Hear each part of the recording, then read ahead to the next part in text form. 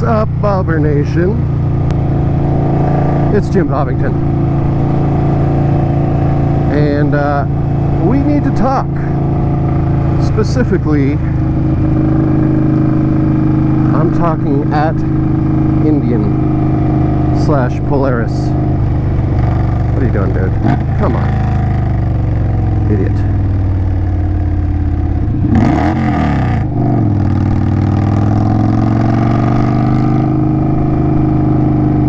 Dummy's gonna dumb. Let's see if they look as dumb as they drive. Yeah. Teenagers.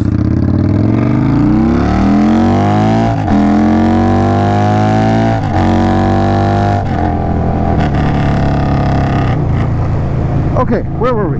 Yes, Indian motorcycles, aka Polaris. We need to talk.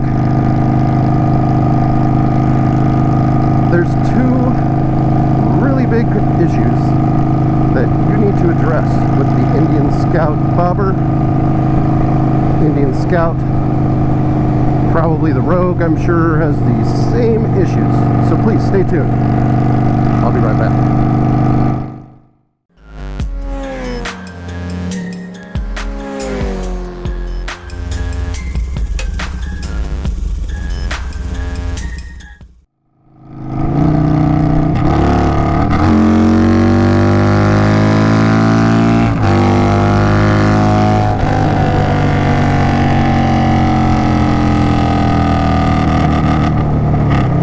Guys, we're in Mexico. So welcome back. Like I said, there's two ginormous elephants in the room. I guess one is quite a bit bigger than the other. But these are two large flaws that I think Indian should have addressed and fixed by now. Oh my god, did you see that bird? Almost took it right to the dome.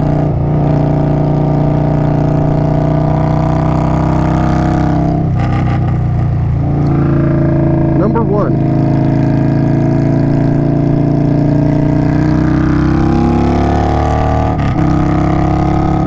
and this is the biggest one, you cannot go a day in a Facebook group without seeing somebody post about it. Why won't my motorcycle start? It's only got 2,000 miles on it, 6 months old. The OEM batteries that come with these motorcycles are the biggest pieces of shit in history, and Indian has not done anything about it. They've got to have lost thousands and thousands of dollars replacing these things under warranty. I don't understand why they haven't just gotten a new manufacturer. Sent the shitty batteries back. I've heard there was a bad batch. Like, you could tell if a product came from a particular batch of something.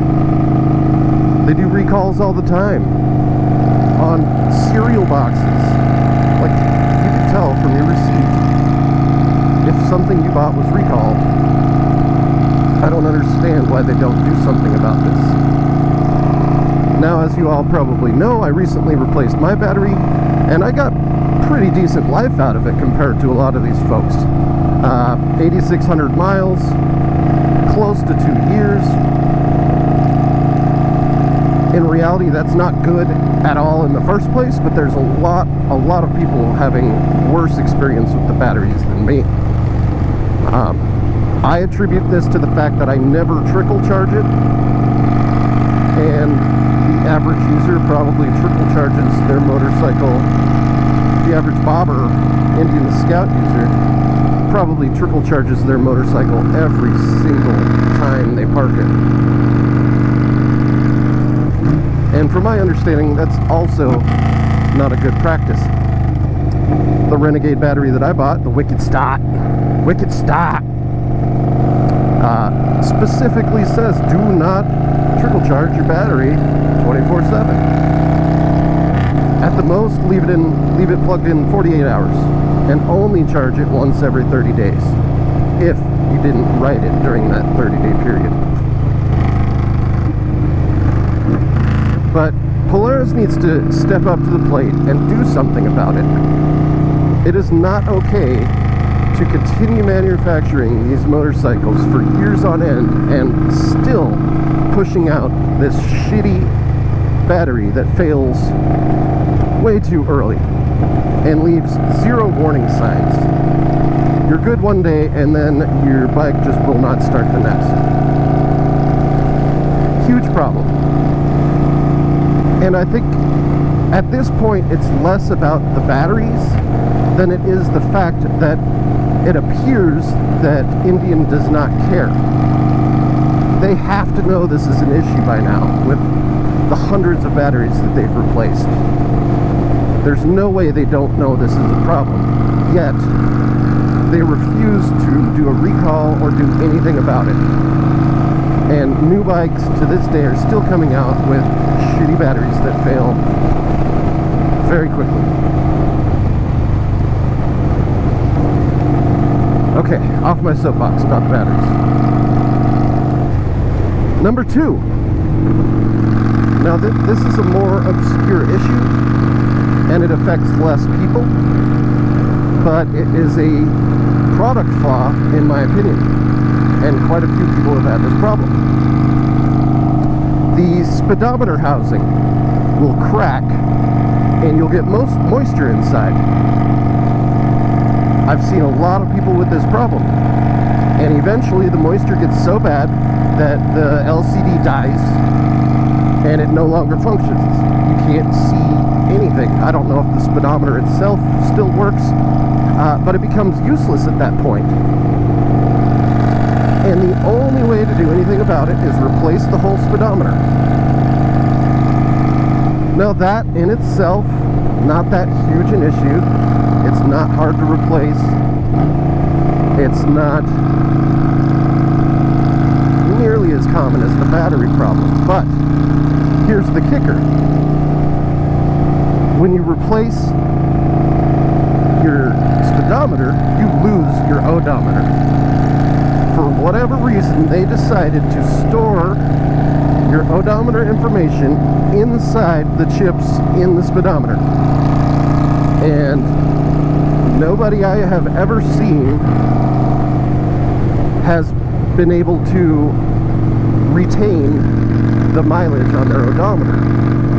So there's God knows how many used bikes out there that have had to have their speedometer replaced, and now that odometer figure is hundreds, thousands of miles less than the actual mileage on the bike. Supposedly to do it right, you can take your old speedometer into the dealer, and then they can make a note with your VIN, I guess, that shows what mileage it was replaced at, so that the actual mileage of the motorcycle can be calculated. But I highly doubt a lot of people are going through that extra effort in order to do that properly. And who knows if they're going to accurately represent the mileage on the motorcycle when they sell it on the used market. I would guess a lot of people don't. Or they forgot what the mileage was when it died. Or they just forgot that they replaced it at all. That thing's kind of cool. So I'm more upset that you cannot retain the odometer figures than anything with that issue.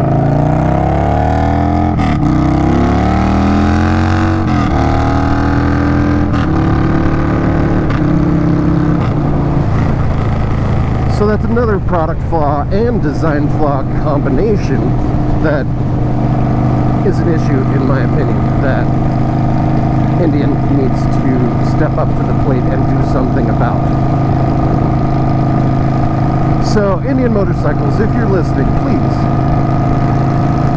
care a little bit more about your customers, and let's do something about this. If you've been impacted by either one of these issues, or you have another big problem that you wish would be addressed by Polaris or Indian, let me know in the comments down below.